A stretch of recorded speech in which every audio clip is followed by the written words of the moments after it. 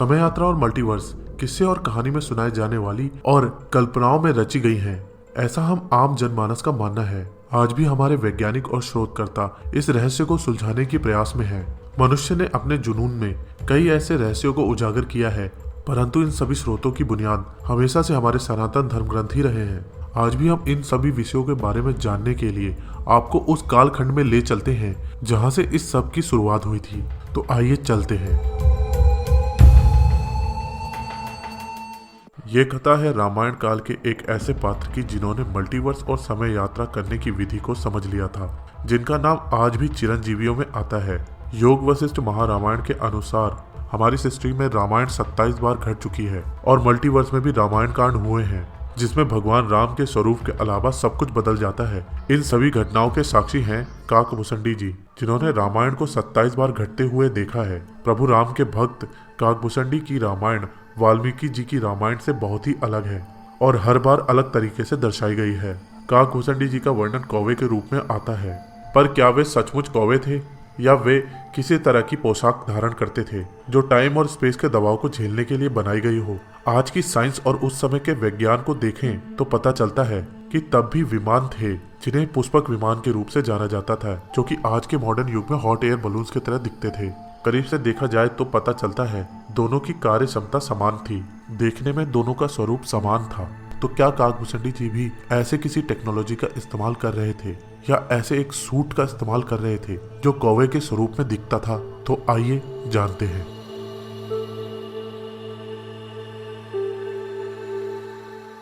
श्री काकभूषणी प्रभु श्री राम जी के अनन्य भक्त थे। पिछले जन्म में वह श्री धाम अयोध्या में रहते थे, लेकिन जब वहां सूखा पड़ा तो उन्होंने यह सोचकर शहर छोड़ दिया कि अगर यह परब्रह्म की नगरी है तो यहाँ सूखा कैसे पड़ सकता है, और वे काशी चले गए और वहां जाके उन्होंने एक गुरु बनाए। वह गुरु महादेव के भक्त थे। काकभूषणी ने काशी में रहने वाले प्रभु श्री राम और उनके भक्तों के लिए घृणा विकसित की थी, और जब भी वह प्रभु श्री राम के किसी भी भक्त को देखते थे तो वह उनके साथ दुर्व्यवहार करते थे। उनके गुरु ने बताया था कि यह परब्रह्म के भक्तों के साथ दुर्व्यवहार ना करें, ऐसा करना अच्छा नहीं है। लेकिन वह अहंकार में डूबे हुए थे और अपने गुरु की उपेक्षा कर रहे थे। एक बार वह बैठे शिव मंदिर में महादेव का जाप कर रहे थे।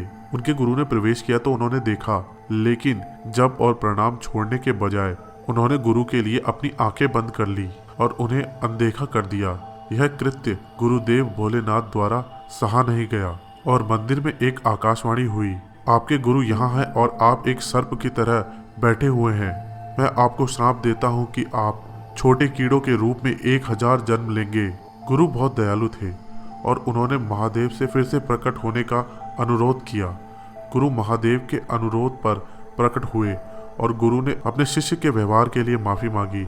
यह देख महादेव ने उन्हें आशीर्वाद दिया कि मैं श्राप तो नहीं ले सकता, परंतु मैं आपको एक वरदान देता हूँ कि आपके पास उस विशेष शरीर को छोड़ने के विकल्प होंगे और ऐसा करने में आपको कोई दर्द भी महसूस नहीं होगा, और अपने अंतिम जन्म के बाद आप श्री हरि धाम अयोध्या में एक ब्राह्मण के रूप में जन्मेंगे। श्राप के अनुसार काकभूषणी जी ने जन्म लेते ही विभिन्न शरीरों को धारण कर उन्हें छोड़ दिया, और अंतिम जन्म में जब वह ब्राह्मण के रूप में पैदा हुए तो उन्होंने वेदों का ज्ञान इकट्ठा किया और निर्गुण भगवान के मार्ग का अनुसरण किया। एक बार वह लोमस ऋषि के पास गए और पूछा कि भगवान निर्गुण है या साकार, लेकिन लोमस ऋषि के यह समझाने के बावजूद भी कि भगवान निर्गुण और साकार दोनों ही है, उन्होंने बार बार लोमस ऋषि के दृष्टिकोण का आनंद लिया। अब लोमस ऋषि को क्रोध आ गया और उन्होंने श्राप दिया कि तुम केवल एक पक्ष को मानते हो,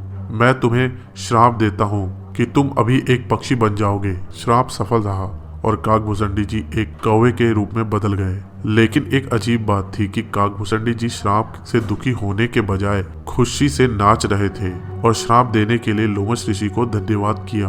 लोमस ऋषि ने खुशी का कारण पूछा, मेरे पास मनुष्य का शरीर था तो मैं प्रभु के दर्शन नहीं कर सकता था, अब श्री राम के दिव्य दर्शन के लिए उनके महल में प्रवेश कर सकता हूँ। अब एक कौवे के रूप में मैं उनके बगीचे में और प्रभु श्री राम के साथ खेलूंगा।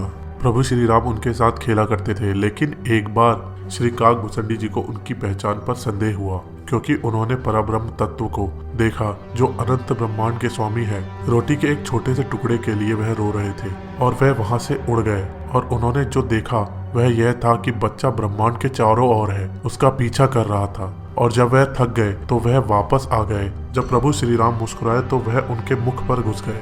जब वह प्रभु श्री राम जी के पेट में गए तो उन्होंने अनंत ब्रह्मांड, अनंत अयोध्या, अनंत सूर्य, अनंत नदियां, अनंत संख्य कौशल्या जी और दशरथ जी को देखा। उन्होंने अनंत संख्य में सब कुछ देखा। सब कुछ अलग अलग समय में एक दूसरे से अलग अलग था, लेकिन केवल एक परमात्मा निराकार प्रभु श्री राम थे जो हर ब्रह्मांड में और हर समय में एक समान ही थे। उनमें कोई परिवर्तन नहीं दिखा, क्योंकि वह सभी कारणों के कारण है, क्योंकि सब कुछ उनसे ही उत्पन्न होता है और उन पे ही विलीन हो जाता है। जब प्रभु श्री राम ने उन्हें उनके सनातन रूप का दिव्य दर्शन दिया, यह जानने के बाद कि प्रभु श्री राम कौन है, उन्होंने उनके सामने आत्मसमर्पण कर दिया। प्रभु श्री राम ने उन्हें अपने 16वें वर्ष का रूप दिखाया।